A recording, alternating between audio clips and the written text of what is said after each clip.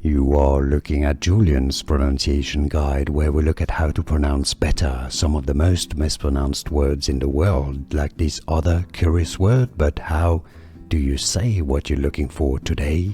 We are looking at how to pronounce this word and more confusing vocabulary many get wrong in English, so stay tuned to the channel to learn more. In British English it's said as aeronaut, aeronaut. In American English, however, it's usually said as aeronaut, aeronaut. In American English, aeronaut versus aeronaut in British English. And now you know. More videos for you here to learn more correct pronunciations. Thanks for watching. Here are more videos on how to pronounce more confusing words and names too many mispronounced. Like this video if you found it useful. I appreciate your support. I'll see you soon and thanks for watching.